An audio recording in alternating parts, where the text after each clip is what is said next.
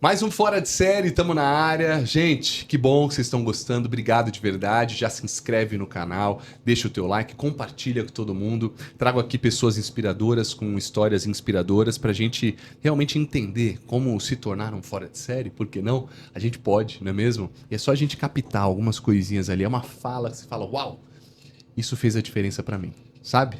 Então é isso que vai mudar a nossa jogada e virar a chave pra gente, tá bom? Bom, põe o QR Code pra mim, por favor. Esse QR Code nada mais é do que o Oratória Fora de Série. É um curso 100% online, didático, onde você vai ter vários aprendizados para você sair desse medo a uma coragem de falar em público, né? Uma influência fora de série. Você já influencia pessoas no seu dia a dia. Você fala para um amigo, para a mãe, para todo mundo e fala: nossa, eu vou lá comprar, você foi, você gostou, confia. E por que não faz isso no dia a dia? Porque você tem medo, né?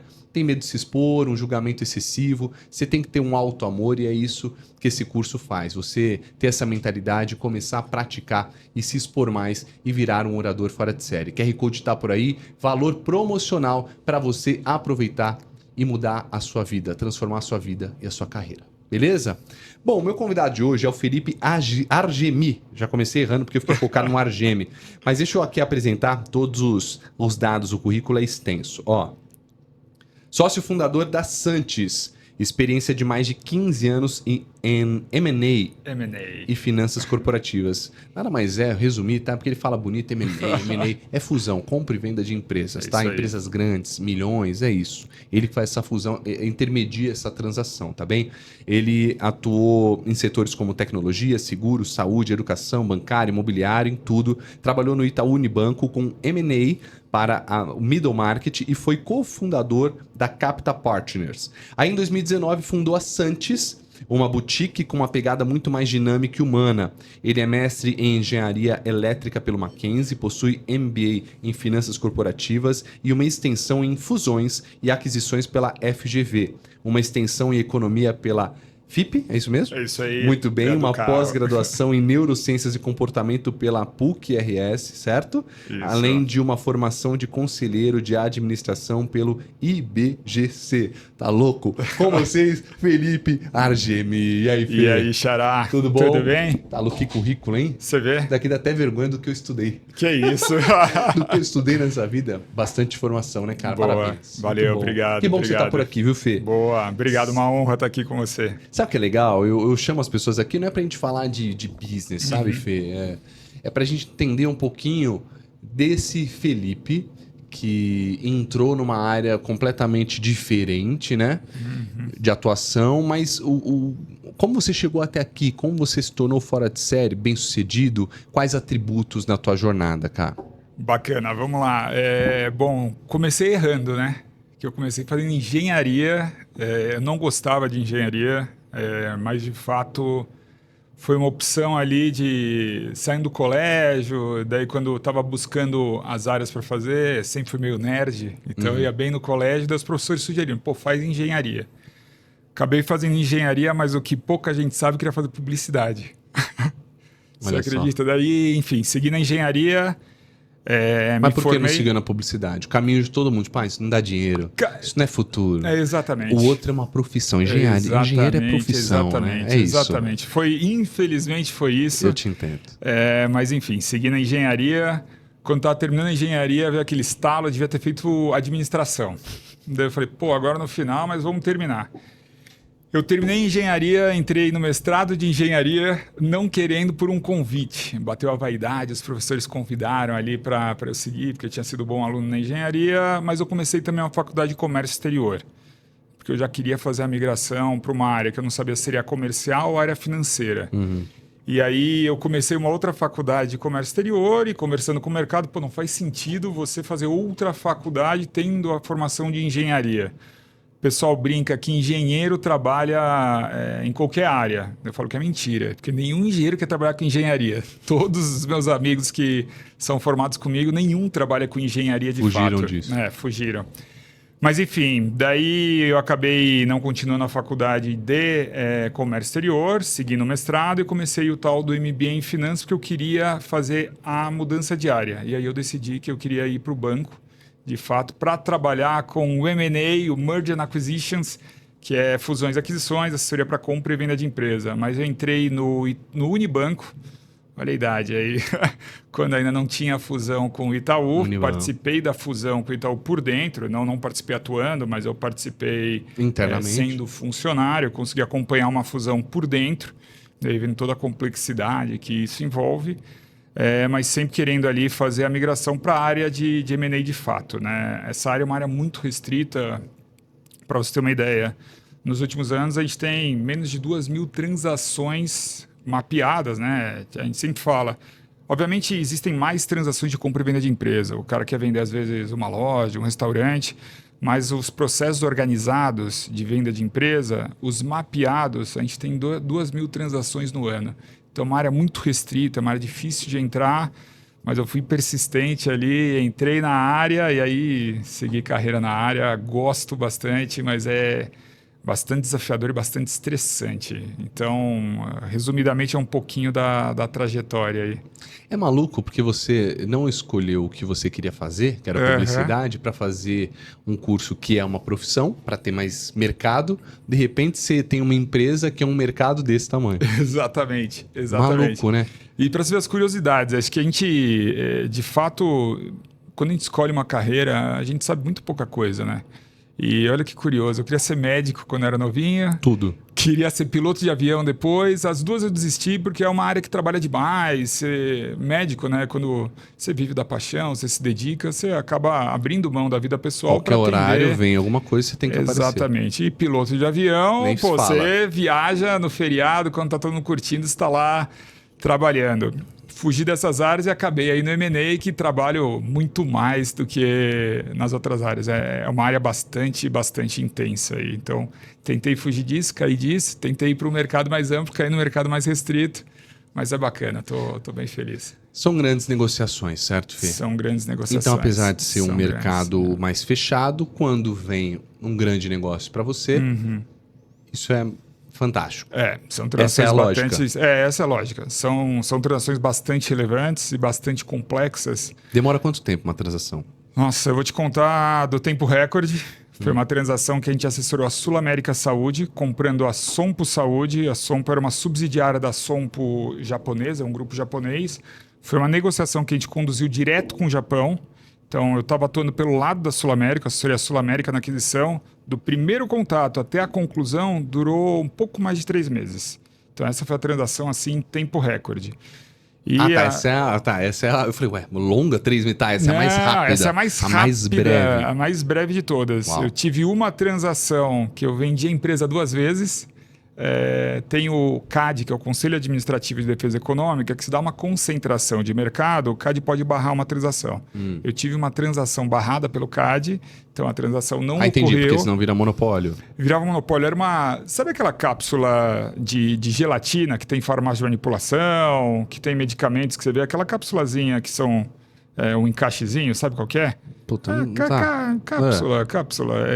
Não, ia mas falar ela... o nome de uma marca aqui, você já ia saber qual que é. Mas é a cápsulazinha aqui de medicamento. Tá. Tem tinha na época fabricante. Sim. Isso. Claro, óbvio. A cápsula, de remedinho. Sei lá, toma o ômega 3, aquela cápsula que fica em volta. É isso. Tinha um fabricante no Brasil.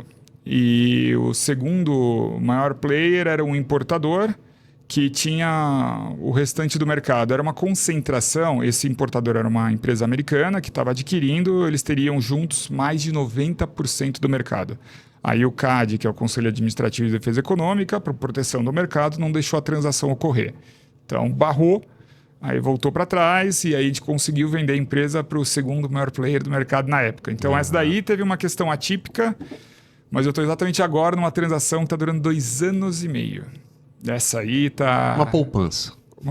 Nossa, essa daí tava no comecinho aqui falando com você. Não tive férias, não tive carnaval, Sim. tudo. Não dá nem pra gastar antes. Já pensou? Não dá. Tá pra fechar e vai lá e gasta antes. Demorar 2 anos e meio. É isso. Mas que loucura, então. Mas 2 anos e meio é muito tempo. Muito tempo. Né? Por que tá tempo. acontecendo isso?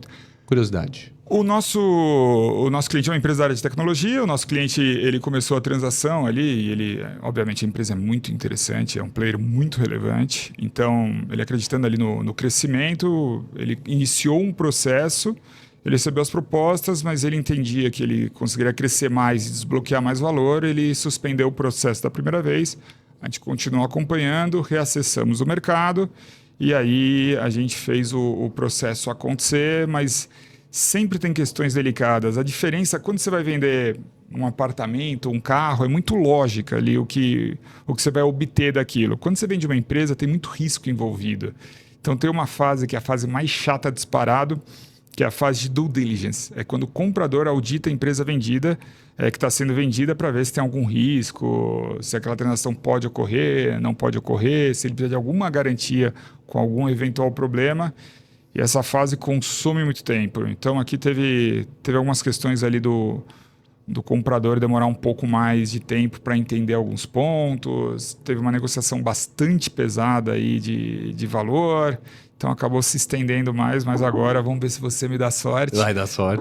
Tá encaminhado. Felipe com Felipe para dar sorte. É boa. Ô Fê, dúvida. A pessoa contrata a tua empresa e fala assim, me ajuda aí, Sanches, eu preciso vender a minha empresa. Exatamente. É isso? É isso. Aí ela te dá uma grana para você dar essa consultoria até chegar na venda e você provavelmente tem uma porcentagem dessa negociação. Exatamente. Tá por dentro, hein? Não, eu imagino, né? Vamos falar de vendas, é isso, né? Mas é isso. Dada a complexidade, o que acontece? Quando uma empresa... Tem os dois lados, né? Que mercado financeiro adora termo em inglês, né? Então a gente tem o sell side, que é o lado vendedor, e o buy side, que é o lado comprador. Depende de que lado você está atuando. Por exemplo, quando eu atuava do lado da Sul América, a gente fazia todo o buy side da Sul América, que são a aquisição das empresas que eles estavam de olho ali. Ali a gente até, junto com eles, montou todo o mapa de aquisições, de potenciais targets. Caraca. Foi um projeto bem bacana. Nossa. Então a gente atuava ali, a gente tinha umas targets, que eram as targets-chave, a gente acessa e a gente conduz todo o processo, obtém as informações, faz a avaliação, faz o case, então, do lado do comprador. A gente faz o material que vai para o conselho de administração das empresas para aprovar ou não a transação, e aí segue suportando a empresa em toda a negociação. Na parte de discussão de contrato, a parte final, depois que preço e condições forem estabelecidos, tem que ter um advogado junto. Mas a gente acompanha, participa da construção do contrato, até a gente brinca que larga a mão no que a transação se conclui. Para saber a complexidade, às vezes acontece da transação ser contratada e não concluída, porque tem condições precedentes, tipo o CAD que eu te disse, precisa aprovar a transação. Então você contrata, tem mais um tempo até sair a autorização, isso se chama condição precedente, e aí a gente segue. E aí do lado do vendedor, o vendedor, quando ele pensa em vender a empresa, a gente tem uma disciplina muito grande. Primeiro, se for uma empresa menor, a gente não tem como atuar, porque aí seria um viés mais de quase uma vitrine. Se lembra no jornal que tinha vendo bar, vendo restaurante? E aí então não tem uma atuação que a gente consiga fazer, porque eu não tenho como acessar as pessoas físicas interessadas naquele segmento. Mas em empresas maiores, eu consigo acessar os grandes compradores do mercado que poderiam se interessar. E aí, como eu disse, dado toda a complexidade, a chance de sucesso é outro ponto desafiador. A taxa de sucesso de uma transação que inicia, ela gira em torno de 10% para ser concluída. Mas quando o vendedor ele tem o interesse em vender a empresa, a gente estrutura todo o processo. Então, primeiro a gente filtra para ver se a empresa tem condições de ir a mercado, senão a gente orienta. Se ela tiver condições de ir a mercado, a gente conduz todo o processo. Recebe as informações, faz os materiais, a avaliação da empresa. A gente não vai para o mercado enquanto o nosso cliente não tenha conforto no potencial valor que ele vai obter daquela transação, e prepara os outros materiais, que daí tem um material resumido, sem revelar quem é a empresa, que é o teaser, que é com esse material que eu acesso os interessados. Se eles deram um ok, é um case interessante, quero seguir na análise, assina um contrato de confidencialidade, um acordo de confidencialidade, e aí ele recebe material completo, que é o memorando de informações. E ali revela o nome da empresa, revela suas características, produtos comercializados, diferenciais e informações financeiras. Com isso, o comprador consegue colocar uma proposta não vinculante, e daí, se for aceito, ele vai para a fase de due diligence, que é a auditoria da empresa, e confirma ou não aquele valor, faz algum ajuste com uma oferta vinculante. Sendo aceita, vai para a discussão de contrato. Nossa. E aí tem a contratação de transação, que, de novo, termo em inglês, o signing, que é a assinatura do contrato, que pode estar descasado do closing, que é o momento onde cai o dinheiro na conta do cliente, e neste momento a gente também tem um percentual da transação. A gente brinca com o nosso cliente que a gente só larga a mão dele no que o dinheiro cai na conta. Sim. É isso. E tem casos como esse que estou vivendo que tem uma parcela que é um pagamento atrelado à performance futura, que é o earn-out. Então, nesse caso, a gente vai acompanhar o cliente durante toda a jornada após a aquisição, que é o período de earn-out que ele está sujeito. Então, para você ver que é simples.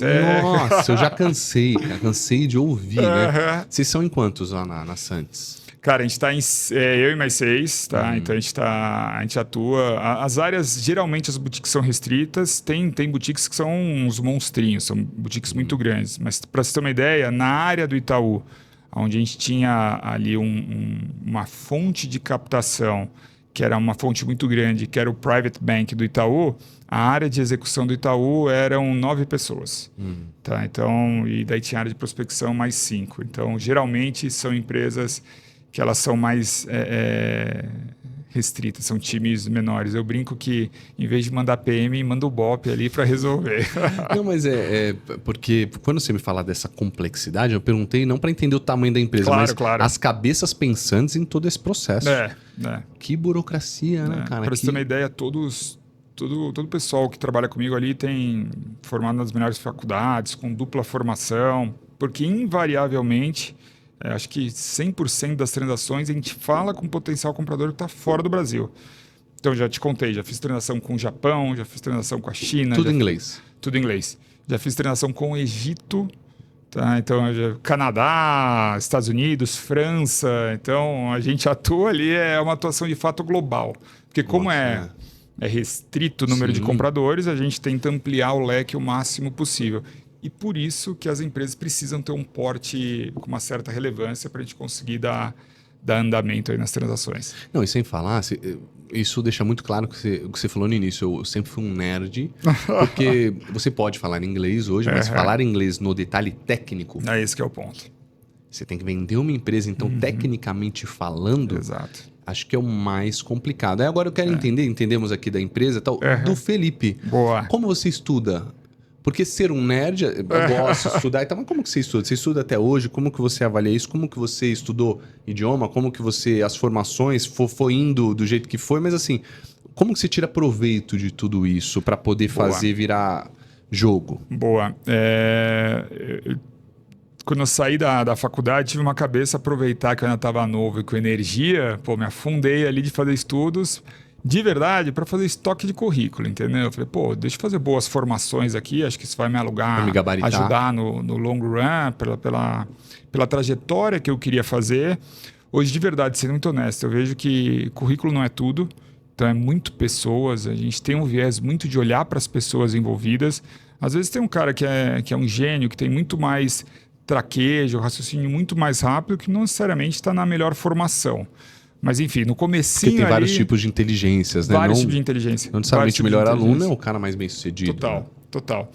Então ali no comecinho daquela acumulada, muitas coisas ali, para você ter uma ideia, o mestrado eu fazia junto com aquela extensão em economia, que eu fiz junto com a extensão em fusão e aquisições e junto com o MBA em finanças. Então eu fiz tudo de uma vez ali. Deve ter um QI a mais, você não tem um QI elevado. Nunca testei. Nunca testou? Deve ter. Não, porque... é uma loucura estudar tudo isso ao mesmo tempo, né? E coisas complexas. Mas, cara, eu sempre busquei ter a cabeça mais aberta, tá? Um tema que sempre me interessou foi justamente o funcionamento do raciocínio. Por isso que eu fiz até a pós-graduação em Neurociência e Comportamento. Verdade. Mas eu li muito essas áreas. Tem um livro que eu acho, para mim, é o melhor, se não o melhor, um dos melhores livros, que chama Previsivelmente Irracional. Você já leu esse livro? Não. Cara, é incrível. Ele mostra por que a gente toma algumas decisões. Isso ajuda também quando a gente está, às vezes, negociando. Então, todo esse viés que eu puxo é para também usar no profissional. Claro. Mas eu não coloco isso no meu currículo, mas, cara, eu já fiz muito curso de marketing, por exemplo.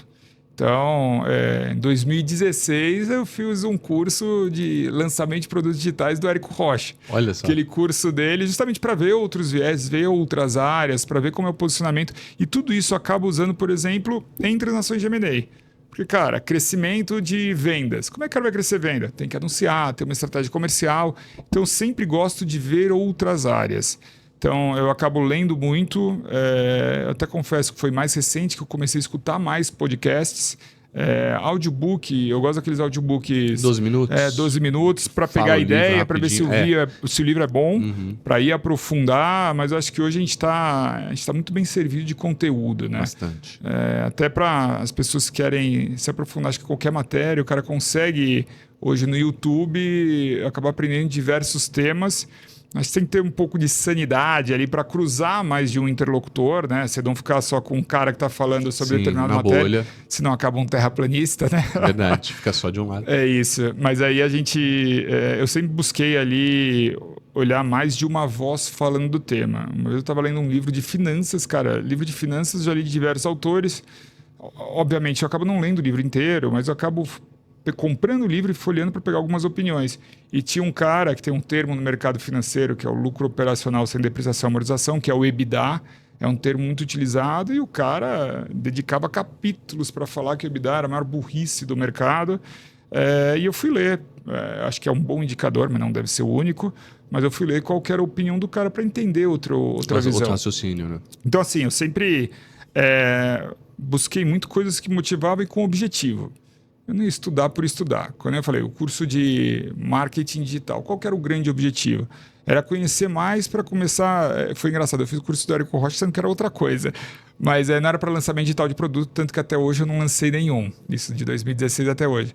Mas era muito mais esse viés de marketing, argumentação, posicionamento, como que faz os anúncios. Porque saber o famoso CAC, LTV, etc. Então, assim, acho que para você ir aprendendo, e isso para qualquer área... Por exemplo, o cara quer... Vou dar um exemplo que você vai gostar desse, hein? O cara tá querendo ir bem em reuniões. Se o cara não fala, se o cara não se posiciona, o cara pode ser um gênio. Tanto que as pessoas falam, putz, é o cara mais inteligente da sala. Lembra do pessoal da sua sala, os caras mais inteligentes? Geralmente eles não estão ricos. Não. Professor. O professor ensina uma legião de alunos. Ensina. O cara é professor, sabe? Muitos não professores ganham bem. Mas naturalmente principalmente de faculdade. Os caras ali têm uma carreira muito impressionante. Mas daí você vê, putz, o empreendedor acaba desbloqueando mais. Entendeu? Porque ele também está no risco. Isso eu acho lindo. Tem gente que topa o risco e tem gente que topa não ter o risco e dar o seu intelecto para produzir alguma coisa, porque senão o mundo estaria desbalanceado. Mas, de novo, qual que é o objetivo de você aprender aquilo? Daí eu queria falar. O cara que ele não se posiciona, o que ele não fala, por exemplo, em uma reunião, esse cara não se destaca, ele não consegue entregar o que tem. O que esse cara deveria fazer? Buscar um curso de oratória. Moleque. Viu? Gostei. Gostou? Você não viu? Você deu um gancho maravilhoso. Mas eu tô indo aqui, eu falei, não vai falar nada. Falou. Não, mas falou. É isso. Mas sim, é verdade. Sim. Então, mas qual que é o objetivo? O cara quer fazer um curso de oratória, porque eu quero falar bem. Pra quê? Pra quê? Nem que seja pra ele se soltar, pra ele conseguir ir no bar, bater uma conversa, cara, largar um pouquinho o Tinder e ir no tete-a-tete. Tem um diretor de TV lá na Band que falou pra mim que ele não consegue fazer oração em família. Ele falou, cara, quando eu vou fazer oração, eu travo. Cara, são as filhas dele, a mulher dele. O cara tem um problema de oratória em família, uma oração no momento de reunião deles, assim... Cara, imagina pra vida. E ainda mais falar de coração, né? O cara tá falando coração com no oração. Coração e com os próximos que não estão ali julgando ele. Então, olha que julgamento, algum bloqueio que ele teve em algum momento agora que pode ser desbloqueado. Esse cara vai fazer um curso de finanças? Pois é. Não vai. Finanças empresariais, pessoal, mas não vai. O cara deveria fazer o quê? Um curso de oratória com um objetivo claro. Puta, aí o cara se motiva, aí o cara entra e faz. Então, o que sempre me motivou, eu leio muito e sempre gostei de ler. Mas eu comprei o curso do Renato Alves de leitura dinâmica, assim, para ver se eu consigo acelerar mais. Tá acelerando? Tá acelerando. Então tem de memória. Daí eu peguei o de leitura dinâmica. De leitura dinâmica, é que o Renato Alves ele é especializado em memória, né? E aí ele tem esse curso de leitura dinâmica ensinando você a fazer uma leitura mais rápida, entendendo, né? Só ler, né? Ler, entendendo, interpretando. Então todos esses cursos tinham um objetivo. Por exemplo, que eu, um cara do mercado financeiro, trabalho com fusões e aquisições, que é uma área restrita do mercado financeiro, vou fazer num curso de neurociência e comportamento.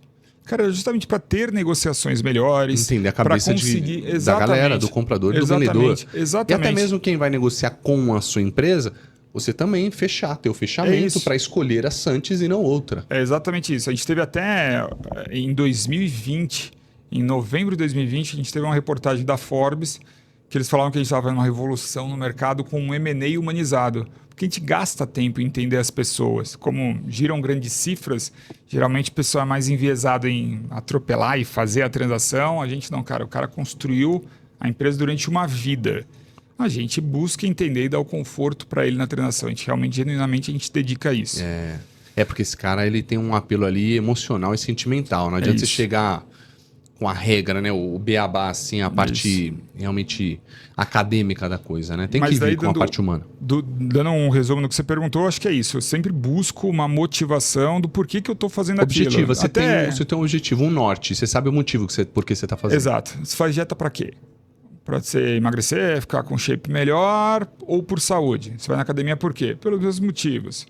Você vai estudar por quê? Você vai ler por quê? Você vai tratar bem as pessoas, você convive por quê? Tudo isso tem objetivo, você se motiva mais para fazer. Então, quando eu já me proponho a fazer alguma coisa, eu também busco as ferramentas que vão me ajudar. Isso acaba sendo cursos, livros, pessoas, conversar com pessoas que já passaram por aquilo, por aquela trajetória, em qualquer tipo de área. Novamente, por exemplo, pela oratória. Sim. Por exemplo, a pessoa está, às vezes, até em relacionamento, tem dificuldade. Saber quem já passou por aquilo, algum amigo seu se abriu, contou alguma coisa, busca essa pessoa para te auxiliar. Então, sempre pensei estrategicamente, meio que 360, o que vai me ajudar. E aí isso motiva para você começar a terminar e seguir. Mas dá uma lucidez, exato. Fazer por fazer uma coisa nada a ver, você nem tem um propósito, né? Um sentido. Nada, ninguém gosta de ficar lendo livro também de coisa técnica. Mas se for com um objetivo, você se motiva. Tem muita gente que ama academia, tem gente que não gosta, mas tem um motivo, a pessoa se motiva. Por quê? Então, tem que ter um propósito forte ali, senão a pessoa para. Eu sempre olhei primeiro o objetivo para depois buscar as ferramentas, entendeu? Então isso que me ajudou bastante, motivou. Foi uma grande dica, uma grande dica pra galera aí, pra mim também. Agora, Fê, como que você exerce a humildade? Você é um cara inteligente, é um cara bem sucedido. É uma pergunta complexa, é uma provocação pra você, mas como que você trabalha isso? Cara, tive bons exemplos em casa. Bons exemplos em casa. Então, acho que assim, é sempre respeitar qualquer pessoa que... Eu não vou nem botar cargos ou tipos, mas qualquer pessoa que você cruza, é tratar com respeito. Genuinamente, é tão bom a gente ser bem tratado. Cara, eu acho tão desrespeitoso quando você vai em algum lugar e tem uma pessoa te servindo, você não olhar na cara da pessoa e dar um bom dia. Eu acho absurdo também. Cara, se eu tiver com a pessoa, ela já não fala com a pessoa assim, eu já sei quem ela é. Já exato, fico puto, não, isso é um absurdo. Cara, a pessoa tá te servindo, por exemplo, num restaurante. A função dela é servir, não, cara, pelo amor de Deus. Agradece, sabe? Vai pedir alguma coisa, pede por favor. Eu acho que essa cordialidade tudo começa daí. E a humildade, acho que quem é muito arrogante está devendo alguma coisa. Eu acho que a arrogância é uma máscara para esconder uma fraqueza. Opa. Isso eu sempre acreditei. Então, se você está bem resolvido com você mesmo, eu acho que você acaba exercendo a humildade naturalmente, entendeu? Porque você não precisa ser melhor que ninguém. Entendeu? E você entender que todo mundo, você está aqui para ajudar todo mundo, e se você vai com essa cabeça, o pessoal vai te ajudar. Agora, cara, o cara arrogantão, ele acaba se isolando. Então, geralmente a gente vê muitos arrogantes em cargos de liderança. Porque o cara tá lá em cima, quem tá abaixo dele depende dele. Então, por essa dependência, acabava tratando bem. O que acontece pelas costas? Fala mal, distrata. Esse cara sai da posição, ele vive uma vida solitária, porque não construiu relacionamento, não construiu amizade. Depois. Então, eu sou de fato uma pessoa que gosta de pessoas, e acho que isso já ajuda aí para ter a humildade, apesar do engomadinho aqui, isso é uma coisa que eu pratico genuinamente, sabe? Se conversar, ter respeito e fazer de coração, sabe? Sem esperar nada em troca. Acho que eu acabo, às vezes, sempre doando muito meu tempo para ajudar, ainda mais esse mercado que eu atuo. Eu estava hoje à tarde com uma pessoa, uma mãe de família que tinha um negócio que, faturava assim, não faturava centenas de milhares de reais no ano. E ela estava, eu não sei o que eu faço. Tal. Cara, eu fiquei quase 1 hora no horário de trabalho orientando ela, porque ela veio pedir uma ajuda, sabe? Eu achei que eu conseguia ajudar, valia. É uma pessoa super bacana, eu sabia da história dela. Ela acabou se confidenciando, abrindo pontos sensíveis comigo. Eu me dedico e ajudo mesmo, entendeu? O que eu vou obter dali? Nada, basicamente. O que eu fiz? Eu construí mais um ponto de credibilidade. E é meio que joga pro universo. Então é isso que eu acredito. E vai indo. Fê, o que você acredita que uma pessoa tem que ter para ser fora de série? Quais atributos? Cara, são alguns, né? Acho que humildade é um deles. Eu acho que é força de vontade. É você querer fazer, ter objetivos e um dos pontos é resiliência. Eu acho Gosto que muito desse. Esse é um que me move bastante. eu vi até recentemente um corte de um podcast. Infelizmente era um corte, não dizia quem era a pessoa, mas achei muito bacana. Muita gente às vezes quer empreender porque não aguenta o chefe. Ah, meu chefe é chato. Daí troca de emprego. Ah, meu chefe é chato. Troca de emprego, meu chefe é chato. A mulher falou: cara, você não aguenta nem seu chefe. Você acha que vai aguentar empreender? Você vai aguentar ter cliente? Colaborador. As pessoas às vezes acham que eu vou empreender para não ter chefe. Cara, quem paga as contas dessa empresa? São as vendas. Quem são as vendas? São pessoas, são os clientes. Ele vai acabar Ele tendo é teu um chefe. verdade. Entendeu? Então, Tem que engolir sapo e fingir ele vai te maltratar. Fala, não, calma. você engole muito mais sapo. Porque quando você é funcionário, pinga direitinho no final do mês. Quando você é empreendedor, se você não engolir o seu sapinho, você vai perder aquela Sem venda. dúvida. Como é que você ouve um não? Na empresa, o chefe fala um não, você sai. Lá, o cliente fala um não. Você olha para aquilo como uma poupancinha. Você fala, tá, tomei agora para lá na frente pegar de volta e conseguir esse sim. É isso. Como que você lida com esse chefe novo, né? É A galera isso. se engana. Se engana, mas acho que tem que praticar a humildade, tem que ter força de vontade. Porque assim, de novo, ter objetivo. Se você não tem um objetivo, cara, o que você vai fazer? Você não faz nada sem objetivo. Nem levantar da cama você não levanta, sendo que seu objetivo é sair para tomar um banho, tomar seu café da manhã e fazer um xixi. Então acho que você tem que ter um objetivo. Isso é o principal. E tem que praticar a resiliência. Acho que a gente está num mundo muito ansioso, de muitos estímulos. A gente está aqui, a pessoa às vezes te manda um WhatsApp, você não vê ali em 5, 10 minutos, a pessoa te liga. A pessoa te manda um e-mail e te liga para confirmar. Me fizeram isso esses dias, me mandou uma mensagem e falou, não atende o telefone? Aí eu falei, pô, mas se é urgente, me liga. Aí quando eu olhei, era uma mensagem de 5 minutos atrás. Então. Eu falei, cara, a tua pressa não é a minha. Então, assim, você tem que também... eu entendo que esse ponto acaba minando até a nossa tranquilidade. A sua energia. Mas não, você tem que saber lidar com isso e ser resiliente. Então, você tem que saber também... Eu mapeio muito bem os pontos que me incomodam. Eu acabo colocando em caixinhas e tento, de fato, diminuir. O ambiente que eu trabalho é muito estressante, mas assim, é muito estressante mesmo. Às vezes o pessoal fala, putz, trabalhei não sei quantas horas. Eu falo, beleza, não vou nem entrar na discussão, mas, cara, eu trabalho muitas horas por dia. E isso mina, às vezes, paciência, disposição, etc. Mas tem um grande objetivo. E aí a gente consegue praticar a resiliência. Ninguém é homem de ferro, nem deve ser. Acho que ninguém tem que se matar para trabalhar, porque literalmente isso mata. Mas se você tem um objetivo, você consegue ir dosando. E você abre mão de algumas coisas. Por exemplo, sempre gostei de fazer esporte, fazer a lutas. Cara, eu não faço há muito tempo, porque fundei a Santos em 2019 e acabou que ela consumiu muito do meu tempo. Mas conscientemente estou abrindo mão de algumas coisas porque eu estou buscando outras, entendeu? Eu sei que tem que ter um equilíbrio. Mas se você tem um time frame muito bem setado, ou se você tem um intervalo de tempo muito bem definido, você consegue se motivar para continuar seguindo. Porque senão você vai ficar aquele cara que pula daqui para lá sem constância, aquele cara que é conhecido por fazer tudo e não fazer nada. E aí você não constrói uma história, você não constrói um legado, você não consegue chegar onde você almeja. Porque... eu gosto da frase da Alice no País das Maravilhas, né? Se você não sabe onde você quer chegar, qualquer caminho serve. Sim. Então, acho que nem que você tenha um macro objetivo, aonde você quer estar, aquela velha história que é muito piegas, onde você quer estar daqui 5, 10 anos. Mas ela é importante. Mas ela é importante para você, você não vai definir por A mais B. O mundo é dinâmico, a gente é dinâmico, o ser humano é complexo, diversas coisas acontecem, mas você precisa ter um norte. Senão... de novo, você está de passageiro, você não está de motorista da sua vida. Mas você falou de ansiedade, você falou ansiedade desse mundo e tal. Você não consegue ter ansiedade? Porque assim, ou como é a sua ansiedade? Você quer saber? Puta, quero saber. Porque você fecha um negócio para se concretizar daqui a um tempo. Enquanto isso, você tem que ter novos clientes. Enquanto esse negócio não se concretiza, o dinheiro cai na conta, não entrou ali a tua comissão esperada. Cara...